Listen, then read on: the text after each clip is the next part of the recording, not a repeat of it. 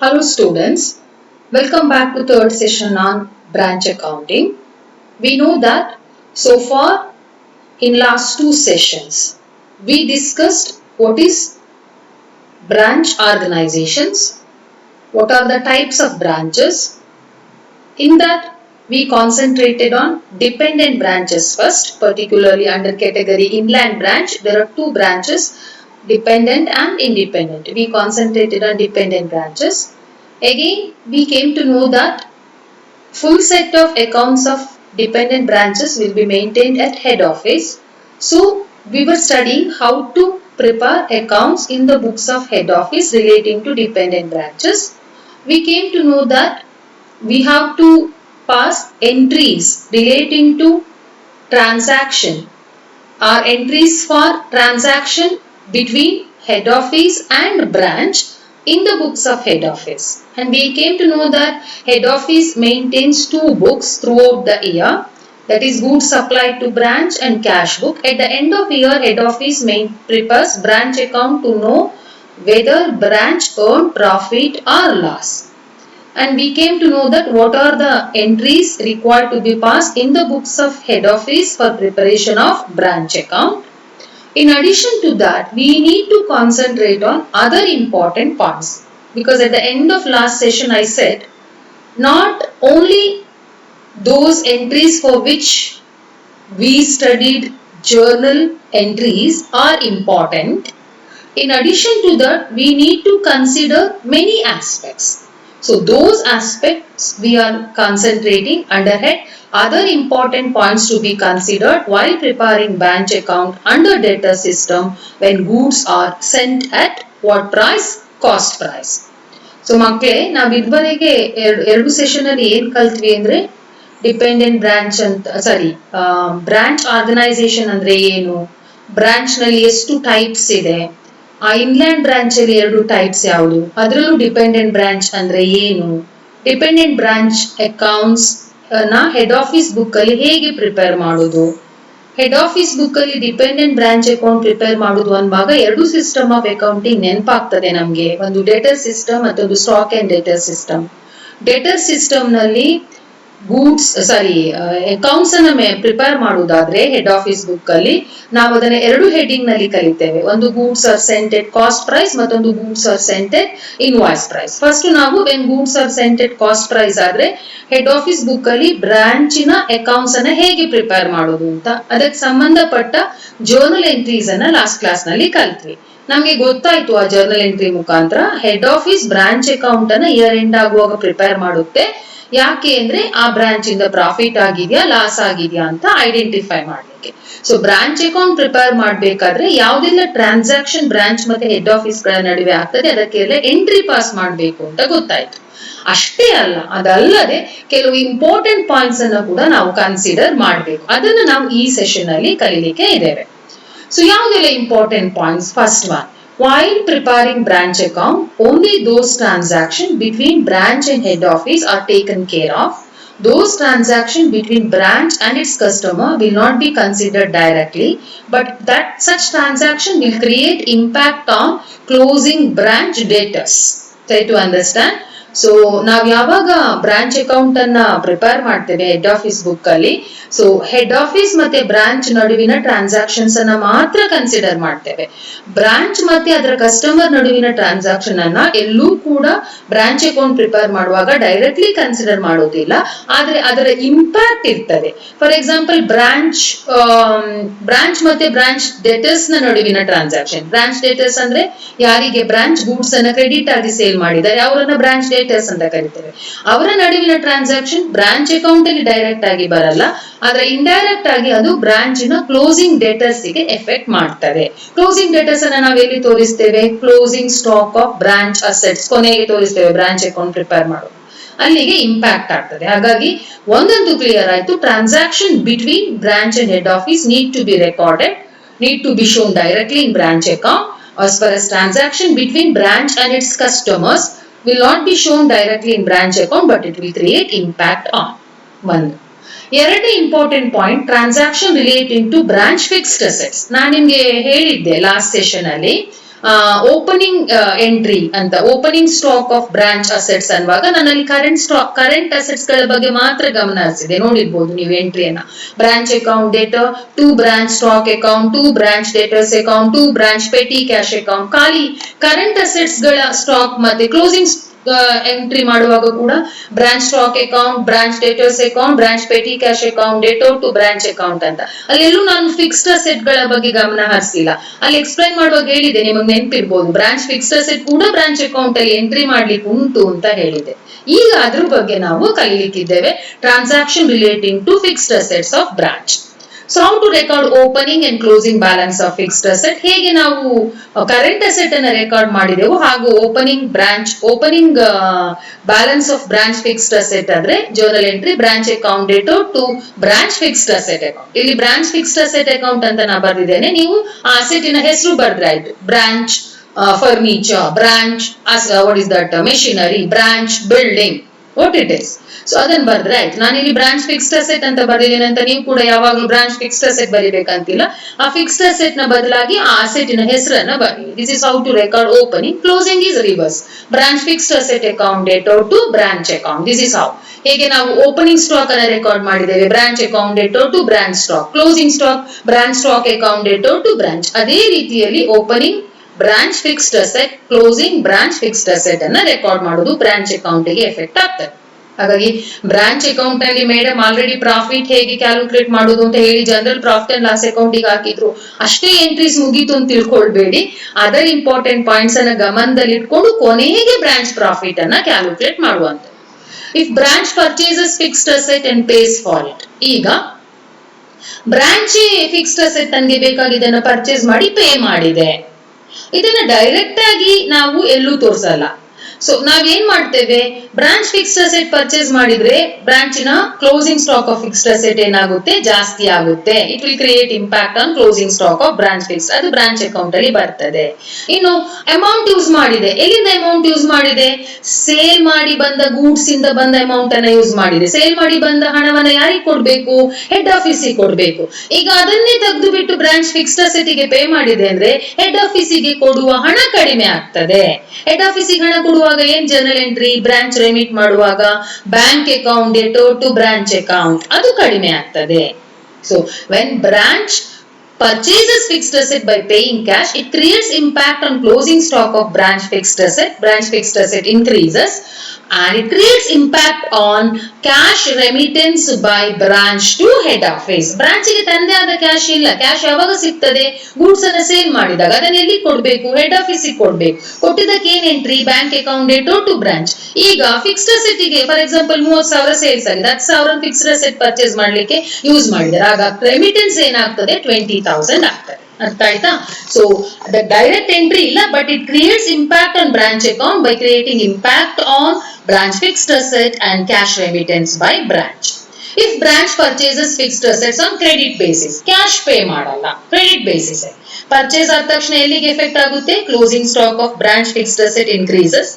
So ಹಾಗೇನೆ it is not paid, it was purchased on credit basis.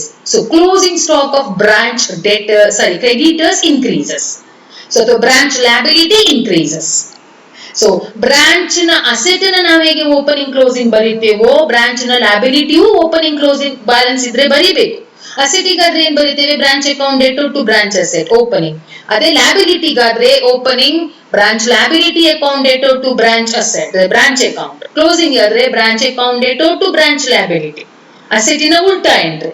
So ನೀವು ಒಂದು ವೇಳೆ ಬ್ರಾಂಚ್ ಒಂದು ವೇಳೆ ಫಿಕ್ಸ್ಡ್ ಅಸೆಟ್ ಅನ್ನ ಹಣ ಕೊಡದೆ ಪೇ ಮಾಡದೆ, ಹಣ ಕೊಡದೆ ತಗೊಂಡ್ರೆ, ಹಣಕ್ಕೆ ತಗೊಳ್ಳುದಲ್ಲ, ಕ್ರೆಡಿಟಿಗೆ ತಗೊಳ್ಳುವಂಥದ್ದು, ಆಗ ಏನಾಗುತ್ತೆ, automatically branch fixed asset closing stock ಜಾಸ್ತಿ ಆಗ್ತದೆ. ಅದರೊಟ್ಟಿಗೆ ಬ್ರಾಂಚ್ ನ ಲ್ಯಾಬಿಲಿಟಿ ಕೂಡ ಜಾಸ್ತಿ ಆಗ್ತದೆ. ಇದನ್ನ ನಾವು ಗಮನದಲ್ಲಿ ಇರಿಸಿಕೊಳ್ಬೇಕು. If payment for branch fixed asset was made by head office. ಈಗ ಬ್ರಾಂಚ್ ಫಿಕ್ಸ್ಡ್ ಅಸೆಟ್ ಪರ್ಚೇಸ್ ಮಾಡಿದೆ, ಪೇಮೆಂಟ್ ಅಪ್ ಮಾಡಿದ್ದಲ್ಲ, ಹೆಡ್ ಆಫೀಸ್ ಕೊಟ್ಟರು. ಆಗ ಎಂತ, ಪರ್ಚೇಸ್ ಮಾಡುವಾಗ ಏನಾಗ್ತದೆ, stock of fixed asset increases. ಹಾಗೆ paid by whom, paid by head office. ಅದನ್ನೇನಂತ ಟ್ರೀಟ್ ಮಾಡಬೇಕು, it must be treated as cash paid to branch. When cash is paid to branch, what's the journal entry, branch account debtor to cash. Cheque ಮುಖಾಂತರ ಕೊಟ್ಟರೆ branch account debtor to bank, ಅಲ್ಲಿಗೆ effect ಆಗ್ತದೆ. So that get increases because amount paid for purchase of fixed asset by by head office will be treated as cash paid by head office to branch. So this is what? The fourth one with regard to branch fixed asset. Fifth one, sale of fixed asset by the branch. Cash sales ಮಾಡಿದ್ರೆ ಏನಾಗ್ತದೆ value of asset decreases fixed asset ಏನಾಗ್ತದೆ decrease ಆಗ್ತದೆ so from opening stock of fixed asset you will reduce the book value remaining you will considered as closing stock again sales proceeds you received in cash that should be immediately paid to whom head office so remittance to head office increases purchase ಮಾಡಿ branch pay ಮಾಡಿದ್ರೆ remittance to head office decreases sale ಮಾಡಿ branch ಗೆ ಹಣ ಬಂದ್ರೆ remittance to head office increases credit sale ಆದ್ರೆ book value of asset get reduces because we are reducing to the extent of book value of assets sold closing stock ಗೆ effect ಆಗ್ತದೆ ಅದಲ್ಲದೆ sold on what basis credit basis ಹಾಗಾಗಿ branch debtors increases so closing branch debtors ಎಲ್ಲಿ ಬರ್ತದೆ credit side of branch account ನೆನ್ಪಿಟ್ಕೊಳ್ಳಿ opening ಅನ್ನುವಾಗ ಅದು debit side opening of assets ಅನ್ನುವಾಗ ಡೆಬಿಟ್ ಸೈಡ್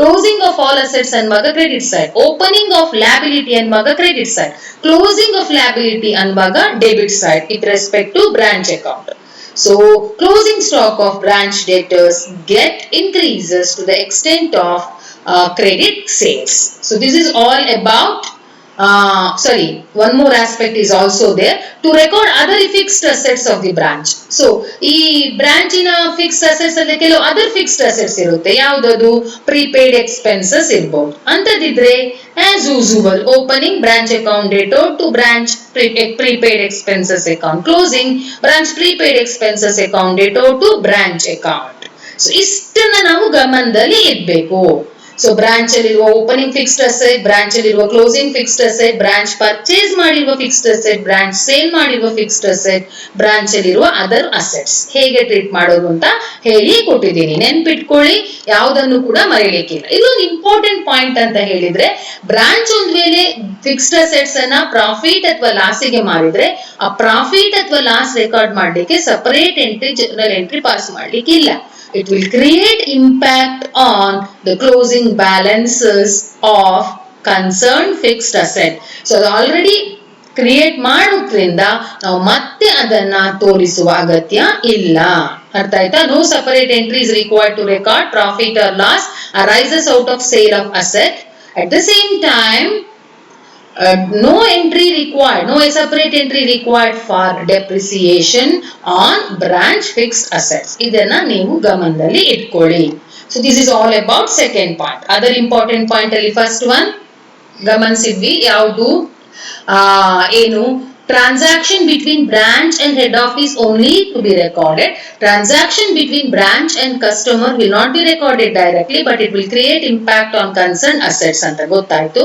ಆಮೇಲೆ with regard to fixed assets of branch ಇಷ್ಟು ಕಲ್ತ್ಕೊಳ್ಳಿ ಈಗ ಮೂರನೇ other important points transaction relating to branch liabilities branch assets side branch liabilities opening assets ಸಿಗಾದ್ರೆ in journal entry branch account debtor to concerned branch fixed asset account ಉಲ್ಟಾ concerned branch liabilities account debtor to branch account closing adre branch account debtor to concerned branch liabilities account this is what journal entry for opening and closing of branch liabilities so inter branch transfer is the fourth item to be concentrated so inter branch transfer anta helidre enu so as per the instruction of branch one branch supplies goods to another branch ಅದನ್ನ ಏನಂತ ಕರೀತೇವೆ inter branch transfer ಅಂತ ಕರೀತೇವೆ ಯಾವ branch goods ಅನ್ನ supply ಮಾಡ್ತದೆ ಅಲ್ಲಿ ನಾವ್ ಹೇಗೆ treat ಮಾಡ್ತೀವಿ ಆ ಬ್ರಾಂಚ್ ಅಕೌಂಟ್ ಪ್ರಿಪೇರ್ ಮಾಡುವಾಗ ಹೆಡ್ ಆಫೀಸ್ ಬುಕ್ ಅಲ್ಲಿ ಹೇಗೆ ಟ್ರೀಟ್ ಮಾಡ್ತೇವೆ ಅಂದ್ರೆ goods return to head office ಅಂತ ಟ್ರೀಟ್ ಮಾಡ್ತೇವೆ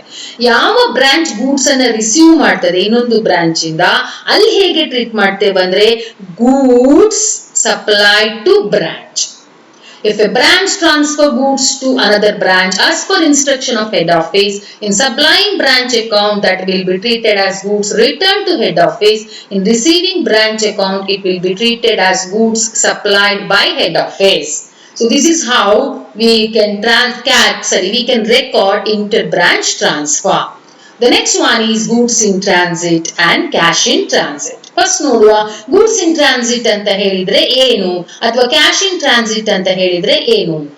ಸೊ ಗೂಡ್ಸ್ ಇನ್ ಟ್ರಾನ್ಸಿಟ್ ಅಂತ ಹೇಳಿದ್ರೆ ಗೂಡ್ಸ್ ಅಥವಾ ಕ್ಯಾಶ್ ಇನ್ ಟ್ರಾನ್ಸಿಟ್ ಎರಡು ಕೂಡ ಒಂದೇ ತರ ಹೇಳ್ಬೋದು, ಎಕ್ಸ್ಪ್ಲೈನ್ ಮಾಡಬಹುದು. ಹೆಡ್ ಆಫೀಸ್ ಗೂಡ್ಸ್ ಅಥವಾ ಕ್ಯಾಶ್ ಅನ್ನ ಬ್ರಾಂಚ್ಗೆ ಕಳಿಸಿಕೊಟ್ಟಿದೆ, ಇಯರ್ ಎಂಡ್ ಆಗೋ ತನಕ ಅದು ಇನ್ನೂ ಅವರಿಗೆ ತಲುಪಲಿಲ್ಲ, ಅದನ್ನೇ ಗೂಡ್ಸ್ ಇನ್ ಟ್ರಾನ್ಸಿಟ್ ಅಥವಾ ಕ್ಯಾಶ್ ಇನ್ ಟ್ರಾನ್ಸಿಟ್ ಅಂತ ಕರೆಯುವಂತದ್ದು. ಹಾಗಾಗಿ ಎಂಟ್ರಿ ಹೇಗೆ ಬರ್ತದೆ ಅಂದ್ರೆ goods in transit account data, cash in transit account data to what account, concerned branch account. So as per what is that, listen carefully, as per the rule. So ನಾವು goods in transit ಮತ್ತೆ cash in transit ಅನ್ನ entry ಮಾಡಬೇಕು. It will create impact on what account, branch account. If such goods in transit and cash in transit is not included in goods sent or cash sent, so ಅರ್ಥ ಮಾಡ್ಕೊಳ್ಳಿ, ಒಂದು ವೇಳೆ ಅದು include ಆಗಿಲ್ಲ ಅಂತ ಹೇಳಿದ್ರೆ ಈ ಎಂಟ್ರಿಯನ್ನ ಪಾಸ್ ಮಾಡೋದು. So we can ignore both goods in transit. ಸರಿ, ಒಂದು ವೇಳೆ ಅದು ಇನ್ಕ್ಲೂಡ್ ಆಗಿಲ್ಲ ಅಂದ್ರೆ ನಾವು ಗೂಡ್ಸ್ ಇನ್ ಟ್ರಾನ್ಸಿಟ್ ಮತ್ತೆ ಕ್ಯಾಶ್ ಇನ್ ಟ್ರಾನ್ಸಿಟ್ ಅನ್ನ ಇಗ್ನೋರ್ ಮಾಡಬಹುದು ಅಂತ ಹೇಳ್ತಾರೆ. ಅಂದ್ರೆ ನೀವು ಕಳಿಸಿರುವ ಗೂಡ್ಸ್ ಆಲ್ರೆಡಿ ಗೂಡ್ಸ್ ಸಪ್ಲೈಡ್ ಅಲ್ಲಿ ಎಂಟ್ರಿ ಆಗಿದೆ ಅಂತಾದ್ರೆ ಅದಿನ್ನೂ ರೀಚ್ ಆಗಿಲ್ಲಲ್ಲ, ಹಾಗಾಗಿ ಎಂಟ್ರಿ ಮಾಡ್ಬೇಕು. ಎಂಟ್ರಿ ಆಗಿಲ್ಲ ಅಂತಾದ್ರೆ ನೀವು ಗೂಡ್ಸ್ ಇನ್ ಟ್ರಾನ್ಸಿಟ್ ಮತ್ತೆ ಕ್ಯಾಶ್ ಇನ್ ಟ್ರಾನ್ಸಿಟ್ ಅನ್ನ ಫುಲ್ಲಿ ಇಗ್ನೋರ್ ಮಾಡುವ ಸಂಭವ ಕೂಡ ಅಪ್ಲೈ ಮಾಡುವಂದ್ರೆ ಸಂದರ್ಭ ಬರ್ತದೆ ನಮ್ಗೆ. ಅರ್ಥ ಆಯ್ತಾ ಹೇಳಿದ್ದು? ಅಂದ್ರೆ ನೋಡಿ, ನಾನು ಕಳಿಸಿಕೊಟ್ಟಿದ್ದೀನಿ ಹೆಡ್ ಆಫೀಸ್, ನಿಮ್ಗೆ ಕಳಿಸಿಕೊಟ್ಟಿದ್ದೇನೆ ನಾನು ಬೇರೆ ಬೇರೆ ಬ್ರಾಂಚಸ್ ಗೆ, ನಿಮ್ಗೆ ಇನ್ನು ತಲುಪಿಲ್ಲ, ಕಳಿಸಿಕೊಡುವಾಗ ನಾನು ಎಂಟ್ರಿ ಮಾಡ್ತೇನಲ್ಲ, ಎಂಟ್ರಿ ಆಗಿರೋದ್ರಿಂದ ನಿಮ್ಗೆ ತಲುಪಲಿಲ್ಲ ಅಂತ ನಾನು ತೋರಿಸಲೇಬೇಕು. ಹಾಗಾಗಿ goods in transit, cash in transit to branch account. ಒಂದು ವೇಳೆ ಅದು ತಲುಪಲಿಲ್ಲ, ಸರಿ, ಅದು ಎಂಟ್ರಿ ಆಗ್ಲಿಲ್ಲ, ಯಾವುದು goods in transit, cash in transit ಕಳಿಸುವಾಗ ಎಂಟ್ರಿ ಆಗ್ಲಿಲ್ಲ ಅಂದ್ರೆ ನಾವು ಅವೆರಡನ್ನ ಇಗ್ನೋರ್ ಮಾಡುವ ಸಂದರ್ಭವೂ ಇದೆ. ಅಂದ್ರೆ ಇಗ್ನೋರ್ ಮಾಡ್ಬೇಕಾಗ್ತದೆ ಅಂತ ಹೇಳಿ, ಇಗ್ನೋರ್ ಮಾಡ್ಲೇಬೇಕಂತಿಲ್ಲ, ಇಗ್ನೋರ್ ಮಾಡಬಹುದು. ಯಾಕಂದ್ರೆ ಅದು ಅಲ್ಲಿ ಇಲ್ಲ ಅಲ್ಲ, ಯಾವ್ದು ಗೂಡ್ಸ್ ಸಪ್ಲೈಡ್ ಅಲ್ಲಿ ಗೂಡ್ಸ್ ಇನ್ ಟ್ರಾನ್ಸಿಟ್ ರೆಕಾರ್ಡ್ ಇಲ್ಲ, ಕ್ಯಾಶ್ ಸಪ್ಲೈಡ್ ಅಲ್ಲೂ ಕ್ಯಾಶ್ ಇನ್ ಟ್ರಾನ್ಸಿಟ್ ಎಂಟ್ರಿ ಇಲ್ಲ, ಹಾಗಾಗಿ ಮಾಡುವ ಅಗತ್ಯ ಬೀಳ್ತದೆ ಅಂತ ಸರಿ, ಇಗ್ನೋರ್ ಮಾಡುವ ಅಗತ್ಯ ಬೀಳ್ತದೆ ಅಂತ ಸಂದರ್ಭದಲ್ಲಿ. ಮಾಡ್ಲೇಬೇಕಂತಿಲ್ಲ ಇಗ್ನೋರು, ಕನ್ಸಿಡರ್ ಮಾಡಿದ್ರು ಆಗ್ತದೆ, but there is an option to ignore it. So ಇದು ಒಟ್ಟು 5 ಅದರ್ ಇಂಪಾರ್ಟೆಂಟ್ ಪಾಯಿಂಟ್ಸ್. ಇದಲ್ಲದೆ ಬೇರೆ ಅದರ್ ಇಂಪಾರ್ಟೆಂಟ್ ಪಾಯಿಂಟ್ಸ್ ಕೂಡ ಇದೆ, ಅದನ್ನ ನೆಕ್ಸ್ಟ್ ಕ್ಲಾಸ್ ಅಲ್ಲಿ ನೋಡೋಣ. Till that take care of your